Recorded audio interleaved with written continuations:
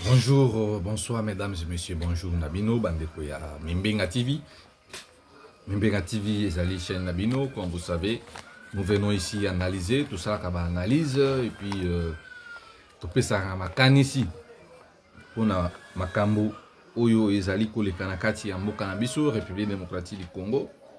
Alors nenge balobaka mutu ya malangwa akweyaka na mulangwa na ye. Mutu ya mulangwa. Mutu ya mulangwa. Mutu na tembe. Comme vous savez, l'actualité est vraiment chaude dans notre pays.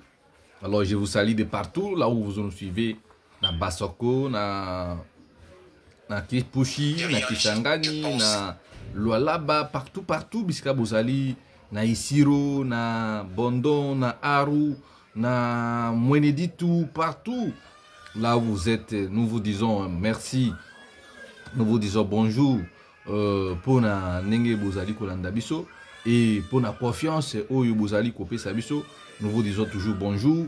Vous allez na Europe, na Canada, na Tanzanie, na Angola, na Chikapa, na Lualaba, na Lubefu, partout na Congo profond Biska Bozali. Nous vous demandons de vous abonner, liker, commenter et puis oui bisanan deko oyo nan asi à s'abonner te ayeba na ko s'abonner oyo azali na Belgique, na Namibie, na Pretoria, Lesotho, Gabon, Libreville, partout Biska Bozali. Nous vous disons bonjour, bonsoir, vous s'abonner, vous liker, vous commenter. Ceux qui vont commenter, et ben j'aime Nabinope, et Zali vraiment important pour Nabiso. Alors comme vous savez, actualité vraiment Zali vraiment ma cache. Actualité Zali vraiment ma cache. Et yango tozolo bela lelo par rapport ya makambo ya mboka Nabiso, ndenge Zali kokende. Comme vous savez, mboka Zali kotambola mambe. Mboka ezali kotambola mabe, bato bazali kokufa, bato bazali na pasi, mboka baby Kinshasa solo, mais là entre temps tozo mona scénario, tozo vivre ba scénario ya bato yoboye bazali na pouvoir. Aujourd'hui boyebi procès ya Matata Ponyo ba condamné qui est pour 10 ans, mais ici là aussi on nous apprend que Matata Ponyo n'est pas au pays. Matata Ponyo azala mboka te, Matata Ponyo bimaki Congo. Alors on ne sait pas comment est-ce que Matata Ponyo abimi mboka. Alors ce sont des questions que nous devons nous poser et vous allez comprendre que la personne qui avait fait que quand Matata Ponyo, c'est Costa Mutamba qui était utilisé. Tala, quand vous servez le diable, yebake soko zoli anandoki soki ya leyote so biloko sili et qui a raté koli ayo, il faut kokumisa nzambe Mutamba yango nde to lobe l'actualité na awa. Mais avant ya kokota na sujet ya Mutamba, vous devez savoir que M. Tshisekedi est en train de semer les pagailles partout en Afrique. Félix Antoine Tshisekedi, lui et ses gens. Félix Tshisekedi, il a voulu faire arrêter Kabila.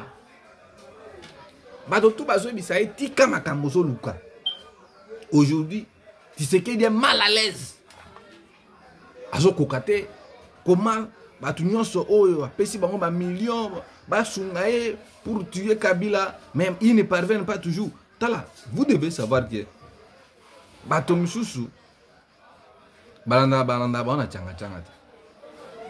Kabila vous a laissé le pays. Kabila vous a laissé le pouvoir. C'est à vous maintenant de travailler. Yakota Nisabisika Oyo, Kabila a échoué qui binobo travailler. Mais M. Tshisekedi a comment na Kabila partout. Nakoma koyenga yenga nzambe moyini ya bolingo. Donc c'est comme ça que Félix voit Kabila. Monia Waboy. Ils ont utilisé Sama Lukonde. Sama Lukonde, il est utilisé Nenge Mokope Mutamba.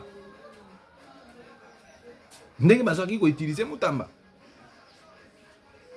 Sam avait utilisé, on l'a utilisé pour faire arrêter son frère Kabila. Kabila les Katangais. Donc aujourd'hui, il y a un acharnement To bien en acharnement ce peut contre ba Swahili, ce peut contre ba Katanga, ce peut contre ba Congolais, bazana même bazo partager, bazo yombe la fachi betote. Kabila Félix Tshisekedi décide ya kokanga bato wana. Depuis qu'ils ont commencé, moi j'appelle ça les avatures. Oh non, bah ben ici bato Kabila. Oh bah ça l'hypercritition. Donc minimum bon mon que bozo se rendre de plus en plus ridicule. Bozo se rendre de plus en plus ridicule. Vous devez laisser à se rendre ridicule. Félix Tshisekedi doit se mettre au travail parce que ça lui reste peu de temps. Félix a boulé comme si il a 5 ans. Et très déjà papa. Il faut que tu la air. Vos ministres volent. Binomo ko bozana kati ya bewana ya kozwa mbongo ya l'État. Makambo ya doa kuna kutsupe tika la quai des poissons tire lobo et mettre marichou sur les chorotes. Mais les Congolais, moi je ne comprends pas. Donc aujourd'hui, si vous regardez l'attitude de Félix Tshisekedi, vous allez voir que Fachi veut créer la sécurité partout. Alinga créer une sécurité. Oyo, yé à Kozala. Donc, trouble quand il a mboka partout dans 4 coins pour avoir raison. Donc, pour lui, aébi que bananga baza musika pour na est, ba ko atteindre capitale té.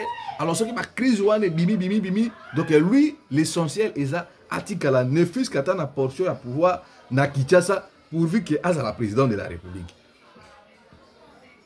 Voilà un peu ce que Félix Tshisekedi est en train de passer. Il multiplie les provocations. Il provoque les gens partout, par-ci, par-là. Il provoque les gens. Alors ici, Makamouya, Costa Mutamba, Tugunga. Costa Mutamba, ce ministre orgueilleux ici, il pensait que Balbani, Babema Kinshasa m'a pécaté. Costa Mutamba, il est venu au nom. Naïna Mboa. Mboa wana Costa Mutamba ya nango sope mboa kopale sope nini mboa wana ono na ekokanga. Donc c'est de la comédie. C'est que Costa Mutamba nous montrait, c'est vraiment de la comédie. Bomo na penza ke bateau ba osa la biso comédie. Mutamba ina mboa berger na ye mboa wana kutu bomo na kazo auto sa même temps mukono na ete. Les chefs de Mutamba. Les chefs de Mutamba.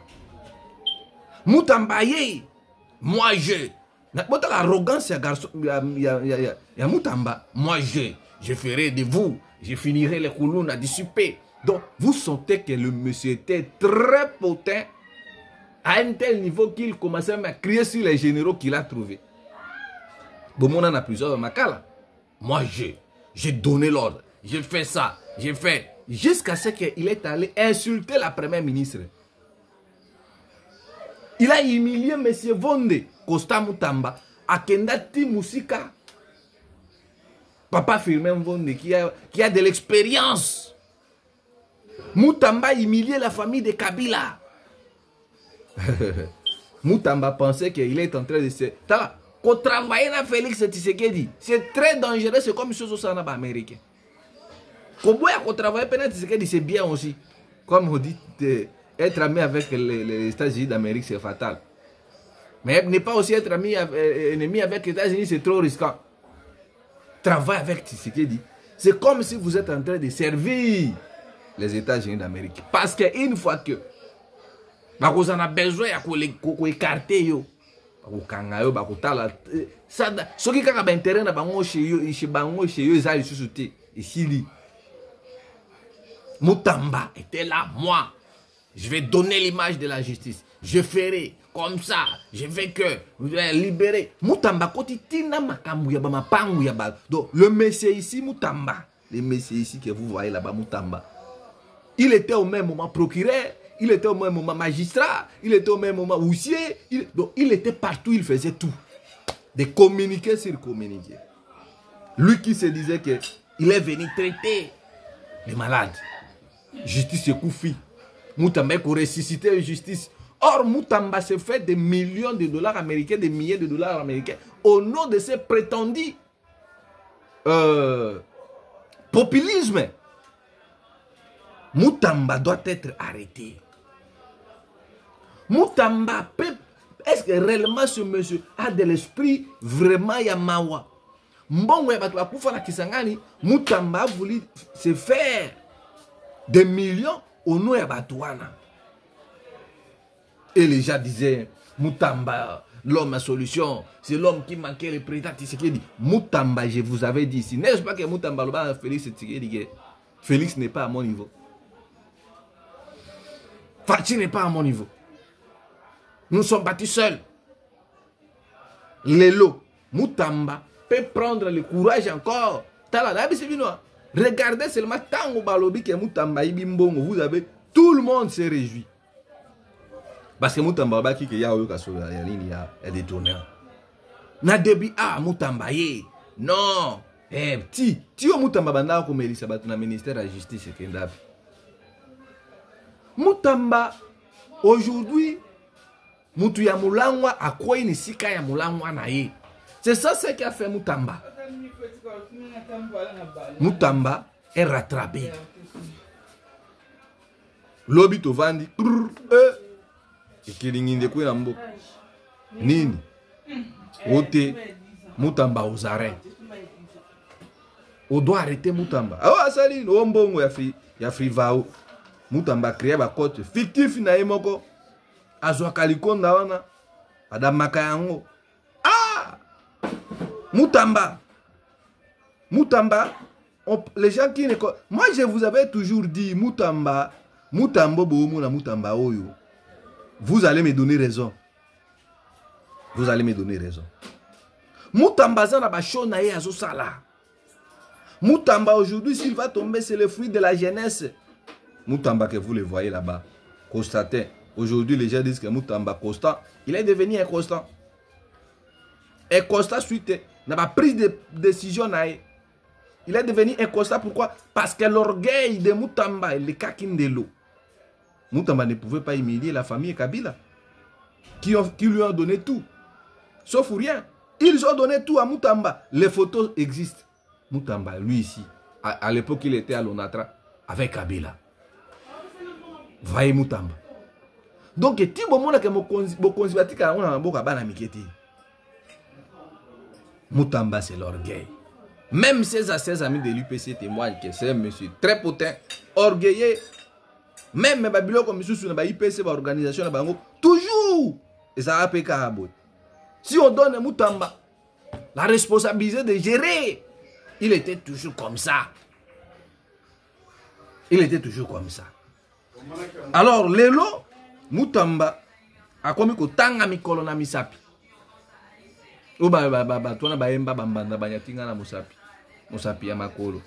C'est ça ce que Moutamba vient de voir.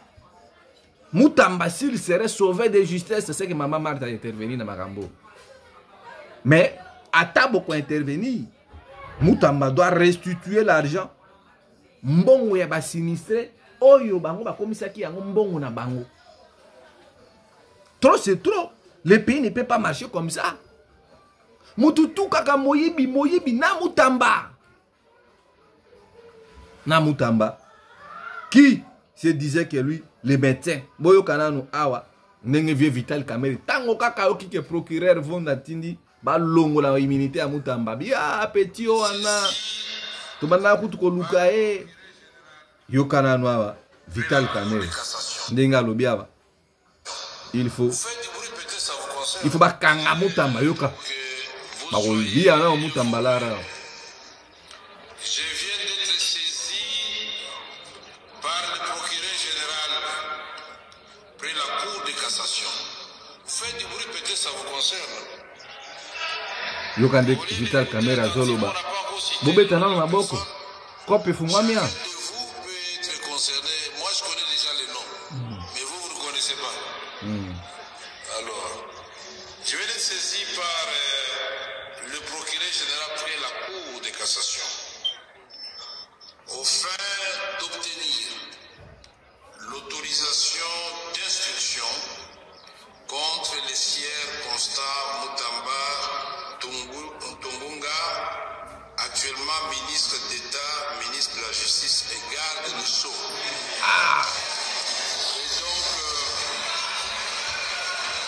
Et donc, Yokaba député Nengla Sepeli. honorable député, chers collègues, Donc, honorable député et chers collègues,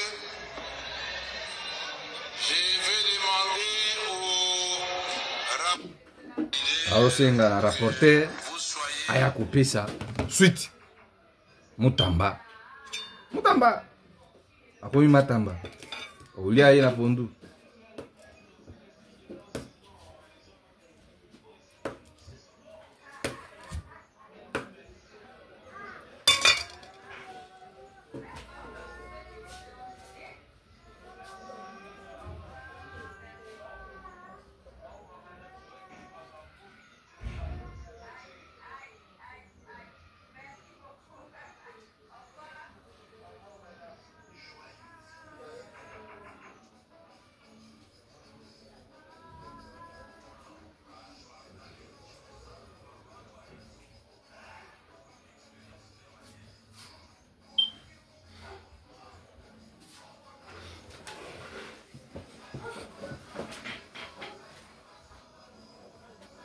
Mutamba ye wana Olandi Vital Kamerhe Mutamba komi Matamba bakolia Mutamba tobisa bino awa Mutamba sera aux arrêts bel et bien bolandi wana procureur asengi balongo wana no Mutamba ba immunité na ye parce que lolendo le kakindeko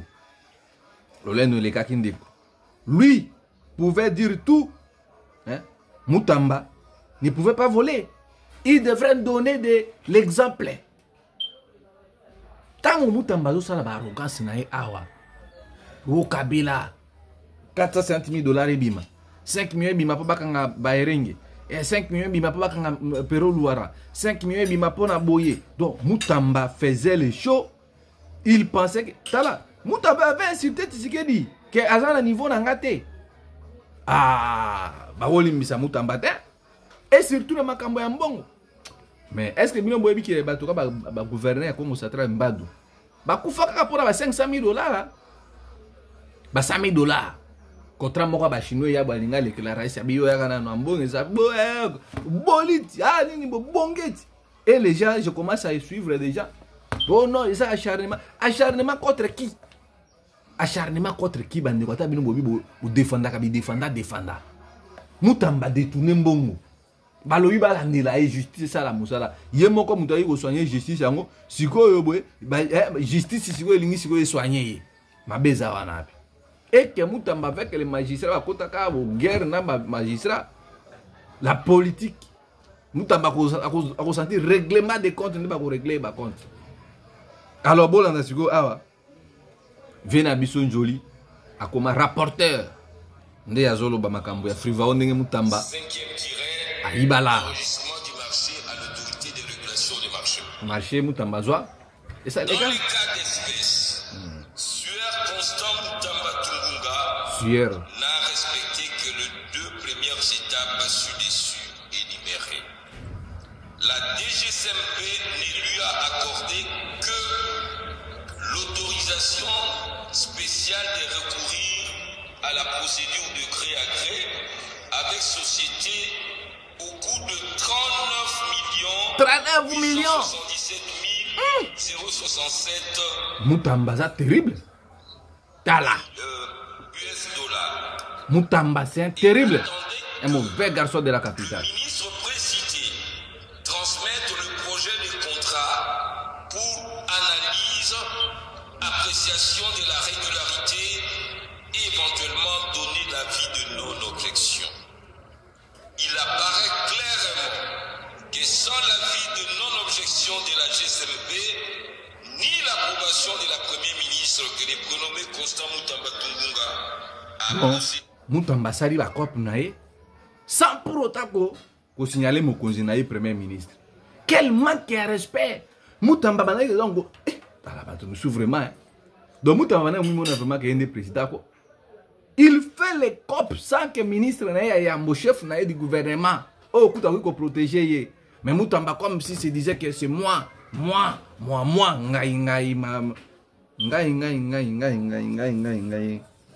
ngai ndunda malamu balamba kai na fête te. Nana sia kine na fête moi balami ngai. Mais vendunda. Pondu likula ko mikitsa akoma kokota na ba salle, na ba fête, na ba ministre, na ba ponzi. Ngai yango yo lelo Mutamba ngai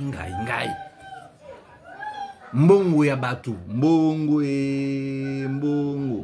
ebima Mutamba populiste ye mutu alingaki kanga Kabila moni Mutamba nganga ta formé mwana tolobaki awa Mutamba yo zolanda kanga Kabila oya forma yo olia na ndaku ya mama Olive Lembe Kabila Mutamba tika nzela wana laissez tomber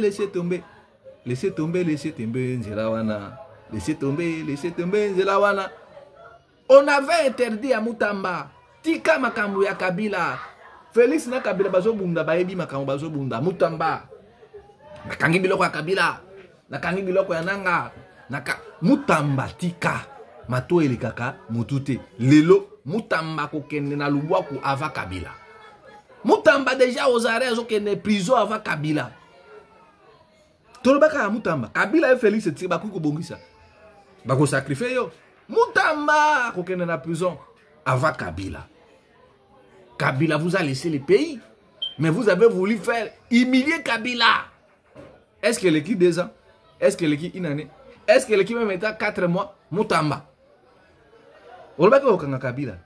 Yo siko zo mona siko ba vieux yo kamere. Nandengo banaki ko cha pressure bakanga matata ponyo. Donc bazo kanga siko Costa Mutamba et puis likonda wana. Mutamba azo risquer ça la prison vie na mobile. Il est encore jeune. So ba katele 20 ans plus si aya za nango. Ti abimaka déjà na mutu ya politique ici. Excellence.